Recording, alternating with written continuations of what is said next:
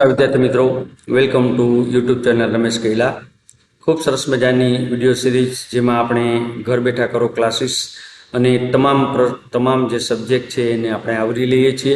એમાંનો આપણો main subject જે 50 માર્કનું પૂછાતું હોય એવો પીડિયાટ્રિક અને મિડવાઇફરી એટલે કે ચાઇલ્ડ હેલ્થ અને મિડવાઇફરી. તો એમાંના આપણે ચાઇલ્ડ હેલ્થના વિડીયો આપણે ઓલરેડી અગાઉ 8 ભાગ આપણે જોઈ લીધા છે. આજે આપણે 9મા ભાગમાં આગળ જોશું અને ખૂબ અગત્યનો ટોપિક છેક સુધી વિડીયો તમે નિહાળજો, કારણ કે 9મા પાર્ટમાં આપણે IMNCI મુજબ બાળકની કઈ તપાસ કરવામાં આવે અને IMNCI ખૂબ જ અગત્યનું છે. તો એમાંથી એકાદ પ્રશ્ન તો ઘણી વખત પૂછાતો જ હોય, તો આવા પ્રશ્નોને લઈને આપણે વિડીયો બનાવીએ છીએ. તો ખૂબ સરસ મજાના વિડીયો છે. તમે લાઈક કરો જ છો, તમે કોમેન્ટ કરો જ છો, પણ હજુ કોમેન્ટ ખૂબ જ ઓછી આવે છે, લાઈક ખૂબ જ ઓછી આવે છે. જેટલા મિત્રો જોવે એટલા મિત્રોએ લાઈક કરવી જોઈએ, તો જ વિડીયોનું સાચું બીજો વિડીયો છે એમાં આપણને બનાવવા પ્રોત્સાહન મળે. તો આપણે વધુ સમય ન લેતા આપણે જઈએ વિડીયો ઉપર. અને છે IMNCI મુજબ બાળકમાં કઈ કઈ તપાસ કરવામાં આવે. થોડું લિટરેટિવ છે પણ તમને ખ્યાલ આવવો જોઈએ કે કઈ કઈ તપાસ કરવામાં આવે. જેમાં ખેંચ આવે છે, શ્વાસોશ્વાસ એટલે કે રેસ્પિરેશનનો દર જુઓ. 0 થી 2 માસના બાળકમાં દર મહિને આ દર 60 કરતાં ઓછો હોવો જોઈએ. જો 60 કે 60 કરતાં વધુ હોય તો તે ઝડપી કહેવામાં આવા બાળકને હોસ્પિટલે મોકલવું જોઈએ. ખાસ અગત્યનું છે, ઘણી વખત આપણને MCQમાં પૂછાયેલું છે કે શ્વાસોશ્વાસનો દર એટલે કે રેસ્પિરેશન કેટલા હોવા જોઈએ. તો 0 થી 2 માસના બાળક હોય તો એના રેસ્પિરેશન 60 કરતાં ઓછા હોવા જોઈએ. જો 60 કે તેથી વધુ હોય તો એને ઝડપી રેસ્પિરેશન કહેવાય. ઝડપી રેસ્પિરેશન ક્યારે કહેવાય એવો પ્રશ્ન અવારનવાર પૂછાતો હોય. માટે તપાસ કરો, નસકોરા ખુલે છે તે જુઓ, તાવ માટે તપાસ કરો. તેમાં માતાને પૂછીને અથવા તો સ્પર્શ અથવા તો થર્મોમીટર વડે તાવ માપો. જો એનું તાપમાન 37.5 કે તેથી વધુ હોય તો તાવ છે તેમ કહેવામાં આવે છે અને બાળકને દવાખાને મોકલવું જોઈએ. તો ખાસ આપણે ટેમ્પરેચર તાવ છે કે નહીં, તો તાવ કેટલું હોય તો નોર્મલ ટેમ્પરેચર છે 37.5 હોય. જો 37.5 થી ઓછું હોવું જોઈએ, 37.5 કે તેથી વધુ હોય તો નાના બાળકમાં તાવ કહેવાય. તો આ પણ આપણે યાદ રાખવાનું છે. તેવી જ રીતે જો બાળક ઠંડુ જણાય અથવા તો તાપમાન 35.5 કે તેથી ઓછું હોય તો આવા બાળકને પણ તાત્કાલિક દવાખાને મોકલવું જોઈએ. બરાબર. તો આ બે લીટીમાં 3-4 પ્રશ્ન આવી જાય. હાઇપોથર્મિયા એટલે શું? તો હાઇપોથર્મિયા એટલે 35.5 કે તેથી નીચું તાપમાન હોય તો હાઇપોથર્મિયા કહેવાય. એને એમ કહેવાય કે બાળક ઠંડુ પડી ગયું છે. તો યાદ રાખજો, ટેમ્પરેચર 35.5. બાળક ઢીલું કે બેભાન જણાતું હોય, શરીરનું હલનચલન ઓછું કરતું હોય, બાળકની ઉંમર 12 માસથી 5 વર્ષ હોય તો શ્વાસોશ્વાસ 40 કે તેથી વધુ હોવા ગણાય, આવા બાળક દવાખાને મોકલવા જોઈએ. જો અહીંયા બીજો પ્રશ્ન આવ્યો. 0 થી 2 માસનું બાળક હતું તો 60 કે તેથી વધુ હોય તો ઝડપી શ્વાસોશ્વાસ હતા. હવે 2 માસથી 5 વર્ષનું બાળક હોય તો 40 કે તેથી વધુ હોય તો ઝડપી. આ બંને શબ્દો તમારે યાદ રાખવાના છે. 0 થી 2 માસ હોય તો 60 અને 12 માસથી 5 વર્ષ હોય તો 40 કે તેથી વધુ હોય તો ઝડપી શ્વાસોશ્વાસ કહેવાય. આ બંને પ્રશ્ન ખૂબ જ અગત્યના છે. કોટ્રાઇમેક્સાઝોલ શું આવે? કોટ્રાઇ બોલતા આવડવું જોઈએ પેલા. કોટ્રાઇમેક્સાઝોલ, બરાબર. તો કોટ્રાઇમેક્સાઝોલની ગોળી કેવી રીતે અપાય તો એ પણ આપણને ઘણી વખત પૂછે. તો કોટ્રાઇમેક્સાઝોલની ગોળી કેવી રીતે અપાય ઉંમર પ્રમાણે? બાળકોની નાની ગોળીમાં જેમાં 20 મિલી નાની ગોળીમાં જેમાં 20 મિલી ટ્રાઇમેથાઝોલ પ્રીમ અને 100 મિલી સલ્ફામેથોક્સેઝોલ હોય છે. 1 માસ સુધી બાળકો 1:2 ગોળી, 1 થી 2 માસના બાળકોને 1 ગોળી આપવામાં આવે. 2 થી 12 માસ સુધીના બાળકોને 2 ગોળી આપવામાં આવે. 4 થી 10 કિલોગ્રામ વજન હોય. જો 2 માસથી 5 વર્ષના બાળકો હોય તો 3 ગોળી આપવામાં આવે. 10 થી 19 કિલો વજન હોય ત્યારે, બરાબર. તો આપણે ગોળી યાદ નથી રાખવી, પણ શરદી ઉધરસમાં કઈ ગોળી અપાય, ન્યુમોનિયામાં કઈ ગોળી અપાય એવું આપણને વારંવાર પૂછે અને એને કહેવાય કોટ્રાઇમેક્સાઝોલ. કોટ્રાઇમેક્સાઝોલમાં કેનું કોમ્બિનેશન હોય તો ટ્રાઇમેથોપ્રીમ અને સલ્ફામેથોક્સેઝોલ. આ બંને વસ્તુ પણ આપણે યાદ રાખવાની છે. બરાબર. ફોલોઅપ સારવાર કેવી રીતે બાળકોની લેવાની હોય? જે આઈએમએનસીના બાળકો હોય તો એની ફોલોઅપ સારવાર ખૂબ જ જરૂરી હોય. બાળકને 48 કલાક પછી ફરી તપાસો, સુધારો જણાય તો 3 દિવસ દવા ચાલુ રાખવા સમજાવો. બરાબર. આ એક બહુ જ અગત્યનું કે બાળકને આઈએમએનસીની સારવાર મુજબ બાળકને ક્યારે ફોલોઅપ લેવાનું? તો 48 કલાક પછી અને 3 દિવસ પાછી, કારણ કે પીળા વર્ગીકરણમાં છે. પીળું વર્ગીકરણ હોય તો આપણે દવા દેવાની હોય તો 3 દિવસ સુધી દવા ચાલુ રાખવાની હોય. ઊંચો તાવ હોય તો પેરાસિટામોલ આપો. 38.5 સેલ્સિયસ કે તેથી વધુ હોય ત્યારે પેરાસિટામોલ આપવી જોઈએ. આ પણ પ્રશ્ન ખૂબ જ અગત્યનો છે. બાળકને પેરાસિટામોલ ક્યારે આપવી જોઈએ? તો 37.5 સેન્ટીગ્રેડ તાપમાન હોય તો નહીં આપવાની, પણ 38.5 કે તેથી વધુ હોય ત્યારે જ પેરાસિટામોલ આપવાની. એને આપણને એમ ઘણી વખત પૂછ્યું, ઊંચો તાવ નીચેના પૈકી કેટલા સેન્ટીગ્રેડ તાપમાન હોય તો કહેવાય? તો 38.5 યાદ રાખવાનું છે. ત્યાર પછી એવો જ છે અને ન્યુમોનિયા આપણા માટે ખૂબ જ અગત્યનું. આપણે એવું નથી યાદ રાખવું કે ન્યુમોનિયાનો અટકાવ કેવી રીતે કરશો, પણ આપણને સામાન્ય માહિતી હોવી જોઈએ કે ન્યુમોનિયાનો અટકાવ આવી રીતે થઈ શકે. માતાનું ધાવણ કે બ્રેસ્ટ ફીડિંગ, રસીકરણ, સામાન્ય સ્થિતિમાં સારવાર એટલે treatment of minor elements. Vitamin A આપવું, પોષણ આહાર આપવો, પોષક આહારમાં ગુડ ન્યુટ્રિયન્ટ્સ વાળા બધા ખોરાક આપવા, સલામતીના પગલાઓ લેવા. બરાબર. તો આ હતો આ ન્યુમોનિયાનો અટકાવના મુદ્દાઓ. ત્યાર પછી આપણે આગળ જોઈએ એવા જ પ્રશ્નો લઈ અને હાઈ રિસ્ક બાળક કેને કહેવાય? તો હાઈ રિસ્ક બાળક આપણે જોતા પહેલાં આપણને ખબર હોવી જોઈએ કે ન્યૂબોર્ન છે એનું વર્ગીકરણ 3 રીતે કરવામાં આવે અને 3 વર્ગીકરણ આપણને આવડવા જોઈએ. ઘણી વખત પરીક્ષામાં આપણને પૂછાય કે એને પ્રીટર્મ કહેવાય બેબી, એને ટર્મ બેબી કહેવાય અને કેવા બેબીને પોસ્ટટર્મ બેબી કહેવાય. તો અઠવાડિયા પણ યાદ રાખવાના છે અને ઘણી વખત દિવસો પૂછે તો દિવસો પણ યાદ રાખવાના થાય. જોશું પ્રીટર્મ બેબી કોને કહેવાય? તો 37 અઠવાડિયા પહેલા અથવા તો 259 દિવસ પહેલા જન્મેલા બાળકને પ્રીટર્મ કહેવાય છે. ત્યારબાદ ટર્મ કોને કહેવાય? તો 37 અઠવાડિયા કરતા વધુ પરંતુ 42 અઠવાડિયા પહેલા, એટલે કે 37 અઠવાડિયા પછી અને 42 અઠવાડિયા પહેલા, એટલે કે 259 થી 293 દિવસે પહેલા વચમાં જન્મી જાય તો તે બાળકને ટર્મ બેબી કહેવાય. પોસ્ટટર્મ બેબી તો 42 અઠવાડિયા અથવા 294 દિવસ કરતા વધારે દિવસો બાદ જન્મેલા બાળકને પોસ્ટટર્મ બેબી કહેવાય છે.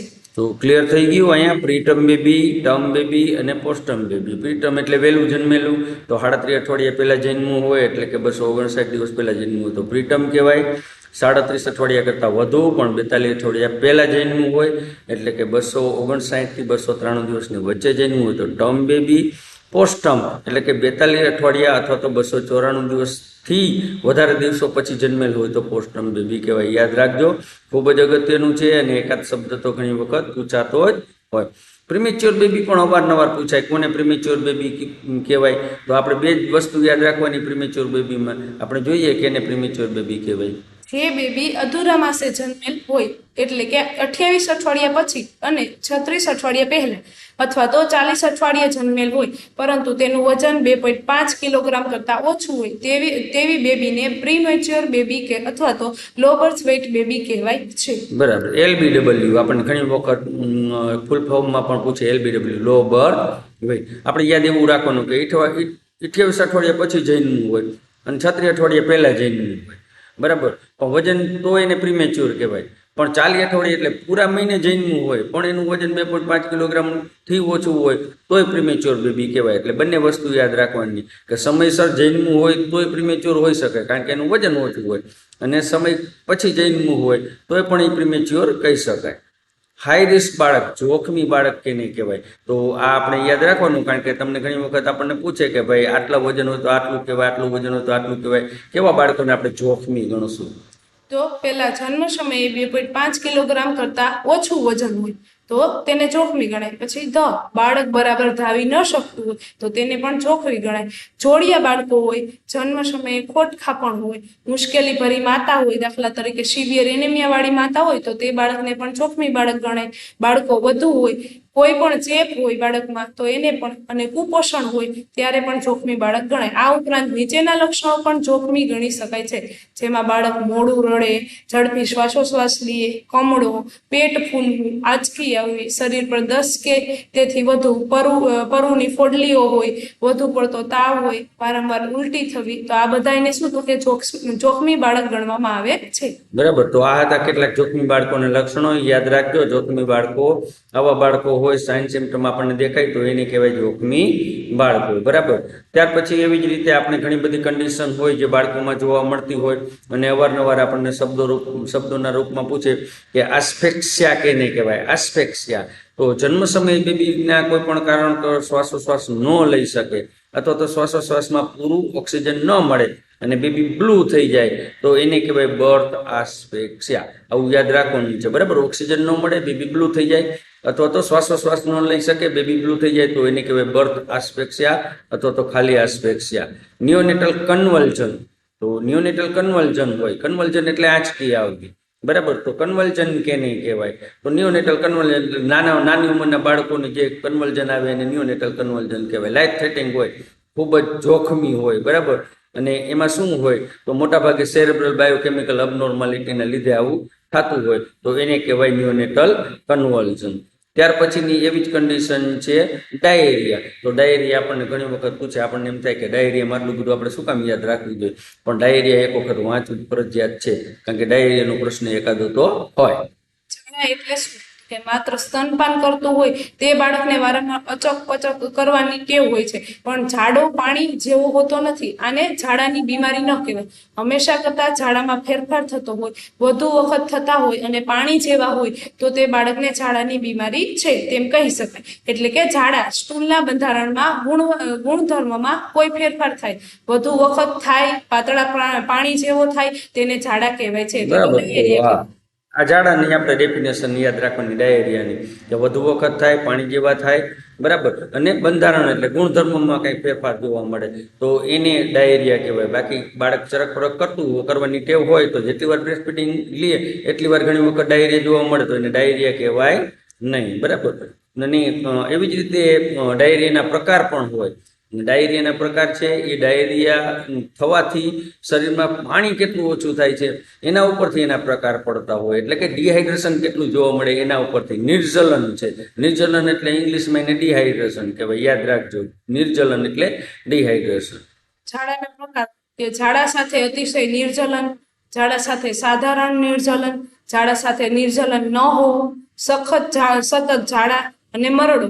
બરાબર. તો આ પ્રકાર છે કે જે અતિશય નિર્જલન, એટલા ઝાડા થયા હોય કે બાળક છે એ ડિહાઇડ્રેટ થઈ જાય, એટલા ઝાડા થયા હોય કે બાળક સાધારણ મોડરેટ ડિહાઇડ્રેશન જોવા મળે. ઘણી વખત ઝાડા હોય પણ પ્રવાહી લેતું હોય, વોમિટિંગ ન હોય તો ડિહાઇડ્રેશન નહીં પણ હોય.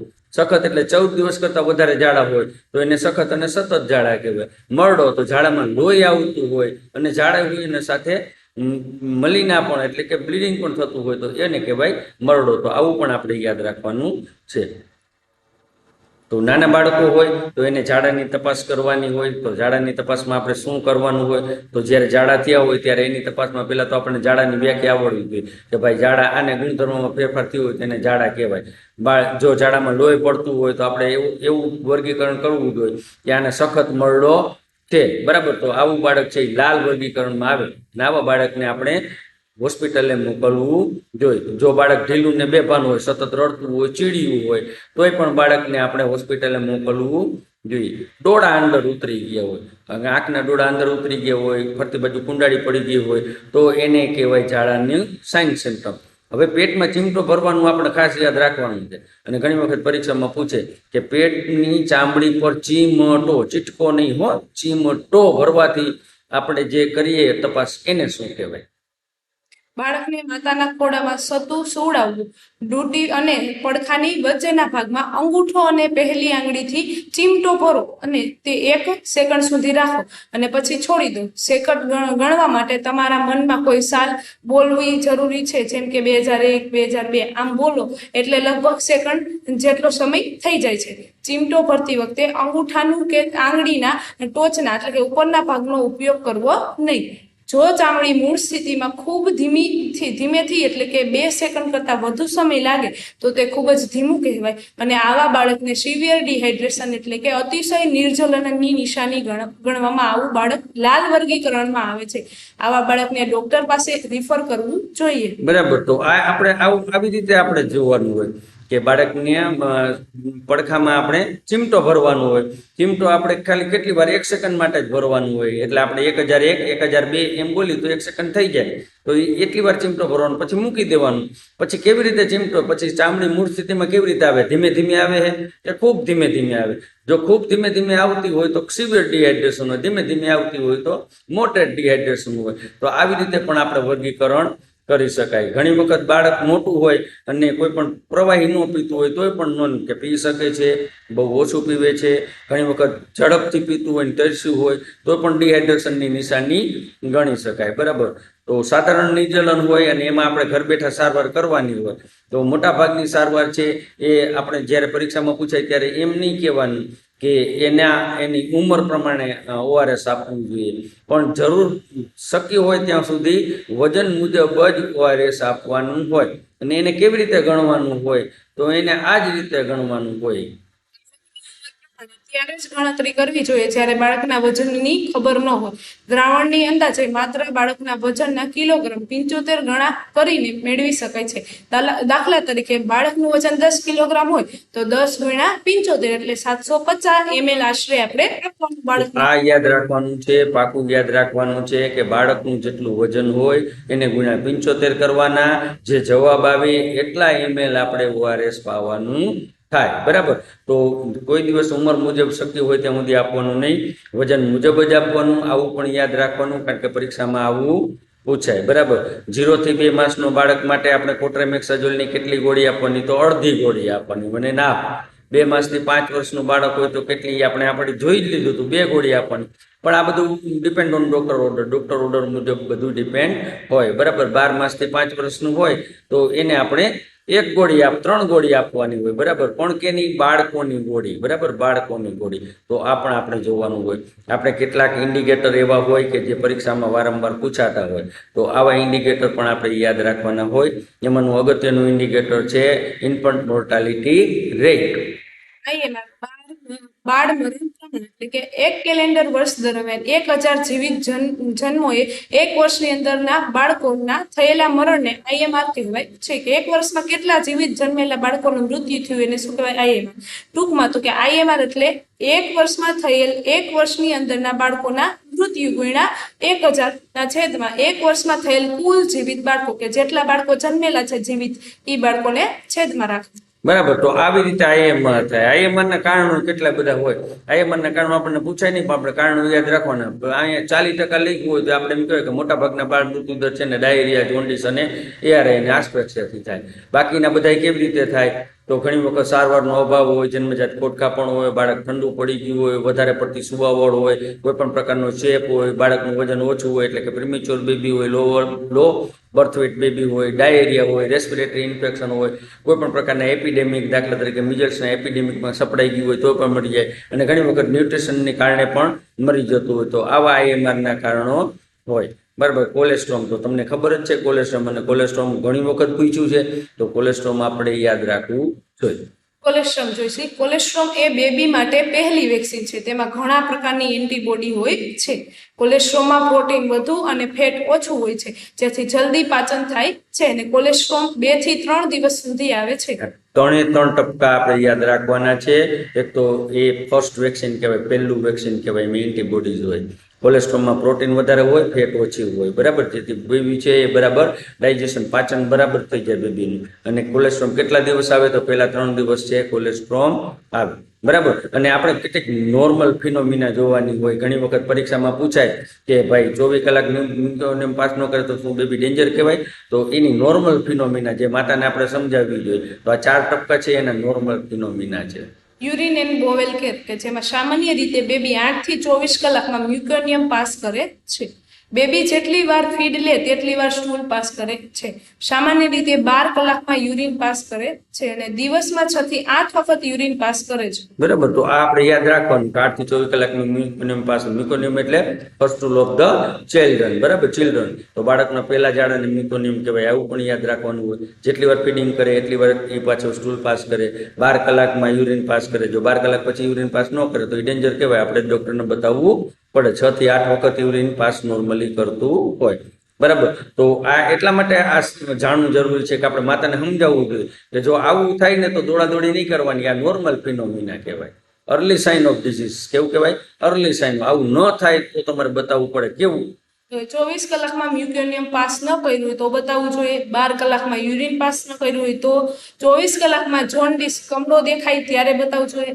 કોઈ પણ જગ્યાએ બ્લીડિંગ હોય, ધાવણ બરાબર ન લેતું હોય તો બતાવવું જોઈએ. આંચકી આવે, શ્વાસોશ્વાસમાં તકલીફ પડતી હોય અથવા તો બાળક ઠંડુ પડી જાય તો આ બધા સમયે બતાવવું જોઈએ. તો ખૂબ જ અગત્યના પ્રશ્ન અને સરસ. તમે એક વિડીયો જુઓ, વિડીયોને બરાબર એનું ડાયજેશન કરો તો જ તમને આ ખ્યાલ આવે, કારણ કે આ આઈએમએનસીઆઈના ખૂબ અગત્યના પ્રશ્નો છે અને આવા જ પ્રશ્નોને લઈને આપણે પાછું પાર્ટ 10માં ચોક્કસ આવશું, અને જેમાં સેફ મધરહુડ, ઘણા બધા પ્રશ્નો સેફ મધરહુડમાં પૂછાતા હોય એવા પ્રશ્નોનો આપણે બીજો વિડીયો લઈને આવશું. તો ચોક્કસ વિડીયોને જોજો, તમારા મિત્રો સાથે વિડીયો શેર કરો અને લાઈક કરો, કોમેન્ટ કરો. ખૂબ ખૂબ આભાર, ધન્યવાદ.